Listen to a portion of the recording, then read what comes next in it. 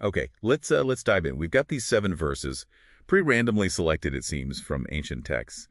And our mission really is to see if they actually connect. Do they tell one single story about, well, sovereignty and judgment? Yeah, and spoiler alert, as you said, they kind of do, but we're looking at them through a very specific lens. Right. Dr. Ernest L. Martin's pre-1998 work, his whole framework was about seeing geopolitics as, literal signs of the times. Signs pointing towards a physical kingdom of God being established imminently. Exactly. And these verses seem to cluster around 3 big ideas: human kingship and its flaws, how God resolves that, and what that demands from us. Okay, so let's start with that first idea, the human kingship problem. 1 Samuel 10.24.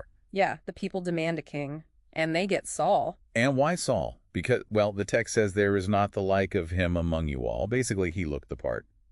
Tall guy. He stood out physically. It was about wanting to be like all the nations, not about God's choice based on righteousness. It was pure human desire. And then, bam, you get the contract immediately, right? Psalm 89.14. Right, it hits you straight away. God's throne isn't built on popular opinion or physical stature. What's it built on, then? Righteousness, satek, and judgment or mishpat, justice, really. His rule flows out as covenant, loyalty, chaste, and truth. It's a totally different foundation. So not just spiritual concepts, but like actual justice and truth as the bedrock. Human systems, especially ones starting with Saul, just can't measure up. They're fundamentally flawed from the start, according to this view. Which leads us to the exit strategy, I guess. John 18.36. How does that fit? Okay, this is crucial. Jesus says, "My kingdom is not of this world." Right. He's not setting up a rival political party or Arnie right then and there. He's pointing to something transcendent. Its origin isn't earthly. Okay, wait though. If the kingdom isn't of this world, how does Martin's framework, which expects a literal physical kingdom on earth, handle that? Seems like a contradiction. Well, it's sort of the hinge point. It's not from this world system, but it is destined for this world. Think Romans 8.28. All things work together for good. Exactly. The whole messy history, even the mistake with Saul, it's not random. It's part of a bigger sovereign plan.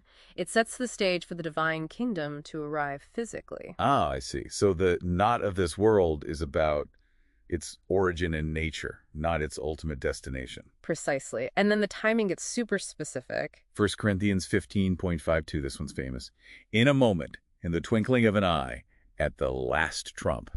That's the pivot. That's the bridge from the spiritual reality Jesus spoke of to its actual physical manifestation on earth. And for Dr. Martin, that last trump, often linked to the Feast of Trumpets, isn't just symbolic, is it? No, not at all. In his view, it's literal, an audible signal. The starting gun for the Messianic age when that standard from Psalm 89, righteousness and justice, finally takes over down here. Okay, let's connect this to the hypothetical news for, say, September 25th, 2025. Yeah. We had this idea of the UN debate on planetary emergency protocol. Right. Nations potentially giving up sovereignty to some global body. That feels very much like a modern echo of 1 Samuel, doesn't it? A desperate search for a unified human solution, a kind of global king. Because our problems, like climate or AI, feel overwhelming.